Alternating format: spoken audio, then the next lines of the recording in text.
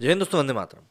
अगर हम लोग ओटीटी पे वेब सीरीज़ जो आज के डेट में ज़्यादा पॉपुलर हो रही हैं उनकी बात करें, तो या तो वो सस्पेंस थ्रिलर होती हैं या फिर वो पॉलिटिकल ड्रामा होती हैं। पॉलिटिकल ड्रामास की तो आज की डेट में ऐसा लगता है भरमार सी आ चुकी है, और साथ ही साथ सस्पेंस थ्रिलर की भी। लेकिन हर एक पॉलिटिकल ड्रामा उतनी ज़्यादा मज़ेदार होती नहीं है। आश्रम भी हमारे सामने आई थी, लेकिन वो पहले दूसरे सीज़न के बाद में जिस तरीके से उसका स्तर नीचे जाना शुरू हुआ, अब पता नहीं क्या होगा। लेकिन हाँ, कई सारी सीरीज ऐसे भी आई जैसे कि मिर्ज़ापुर। मतलब हर सीज़न में भौकाल बढ़ता ही जा रहा है, और भौकाल को हम कैसे भूल सकते हैं भाई। मतलब एक के बाद एक वेब सीरीज़ काफ़ी सारी हैं।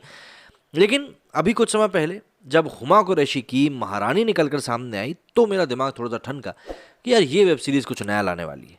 इसकी कहानी जो थी वो राबड़ी देवी से प्रेरित बताई गई। लेकिन अब जब इसका सेकंड सीज़न सामने आ गया है, और उसके बारे में आज जिसके बारे में हम बात करने वाले हैं, इस सीज़न ने तो वाकई में पूरा जो गेम का लेवल है ना, वो लेवल ही बढ़ा दिया है। ये वेब सीरीज़ अब एक अपनी अलग ही लीग में पहुंच चुकी है, और ये काफ़ी शानदार है, ज़मीन से जुड़ी हुई है, और हर एक इंसान अपने आप को इससे कनेक्ट भी कर पाएगा। अपनी बहुप्रतीक्षित फिल्म मुगल से आगे बढ़ चुकी है, और फिल्म जॉली एलविल 3 को लेकर बन रही सुर्खियों से फिर चर्चा में लौटे निर्देशक सुभाष कपूर की डिजिटल दुनिया की पहली कोशिश महारानी का दूसरा सीज़न सोनी लिव पर देखना एक सुखद एहसास देने वाला है आपको। और वो भी इसलिए क्योंकि जब सुभाष कपूर जैसे चिंताशील सृजक किसी कहानी को कहने के लिए निकलता है, तो ज़माना उसकी तरफ टकटकी लगाकर देखता है। वो कहानी को दर्शकों के नज़रिए से देखने वाला गिनती के दर्शकों में शुमार है। ऐसे में जब उनकी डिजिटल बोहनी महारानी के पहले सीज़न में तमाशा कुछ बिखरा बिखरा सा लगा, तो निराशा जरूर हुई थी।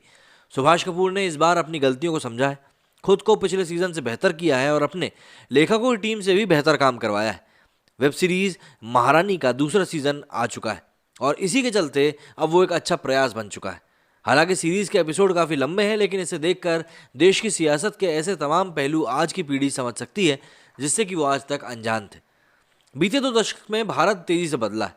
मंदिर मुद्दे से होते हुए और मंडल की मार झेलते हुए युवाओं का तबका अब घर परिवार वाला हो चुका है। उनके बच्चों को अब पड़ी भी नहीं है कि सरकारी नौकरी में कितना आरक्षण है, कितनी पढ़ाई पीसीएस आईएएस के लिए करनी होती है, और राजनीति के दलदल में समाज कहाँ तक धंस चुका है। इस नई पीढ़ी के लिए भारत एक तेजी से उभरता देश है, दुनिया की आर्थिक ताकत बनने की मुहाने पर खड़ा है। ऐसे में महारानी जैसी वेब सीरीज लोगों को आसपास की गंदगी मिलाकर एकदम से पटक देती है, और ये बताती है कि देखो कि क्या वाकई में दाग अब भी अच्छे हैं। कहानियां राजनीति पर और भी कही जाती रहेंगी, लेकिन महारानी के दूसरे सीजन ने जिस तरह से अपने पिछले सीजन की केंचुली उतार कर नई गति को पकड़ा है, वो बिल्कुल देखने लायक है। रानी भारती रानी भारती को अब तक सभी लोग जान चुके हैं। भीम भारती को भी अब सब पहचानते हैं। कहानी के सिरे बिहार के जिस राजनीतिक परिवार से जाकर जानबूझकर या अनजाने में जुड़ते हैं, उसके संयोग पर भी ना जाएं, तो ये सच ही है कि यही परिवार अब फिर से बिहार में सत्ता का साझेदार है। सत्ता और साझेदारियों से ही चलती है।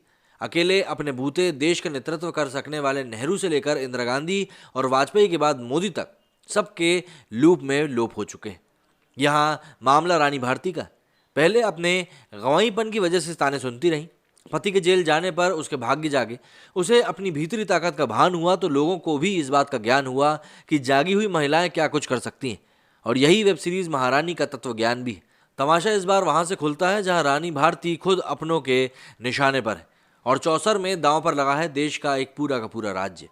वेब सीरीज महारानी के दूसरे सीजन में उस श्राप से भी मुक्ति पाई गई है जो अक्सर वेब सीरीज के दूसरे सीजन के कंधे पर आकर बैठता है, कि किसी कामयाब वेब सीरीज का दूसरा सीजन बनाना सबसे मुश्किल होता है।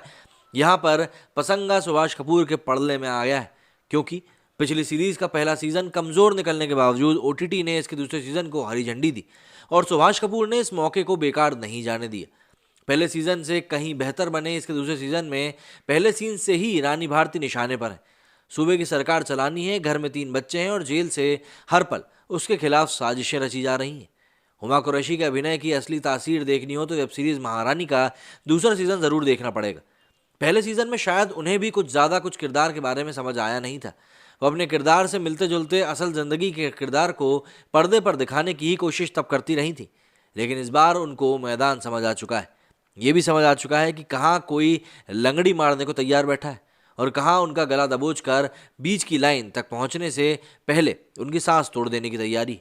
लेकिन इस बार हुतुतु का ये खेल पलट चुका है। अमित सियाल के लिए तो खैर इस तरह के किरदार अब बाएं हाथ का खेल हो चुके हैं, और वो इस गेटअप से जमते भी हैं। हाँ, सोहम शाह के किरदार को लेकर जो झटका सीरीज बनाने वालों ने एकाएक दिया, वो थोड़ा खटक जाता है। अब बात कर लें आखिर में कि भैया इसको टाइम देना चाहिए कि नहीं।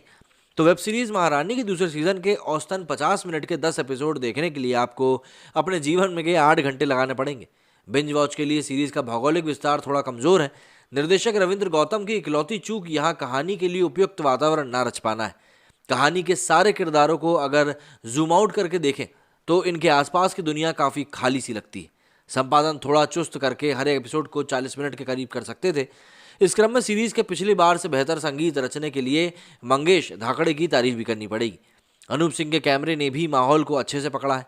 सियासी कहानियों के षड्यंत्र पसंद करने वालों के लिए वेब सीरीज महारानी इस हफ्ते का एक अच्छा एंटरटेनमेंट का घोल बन चुकी है।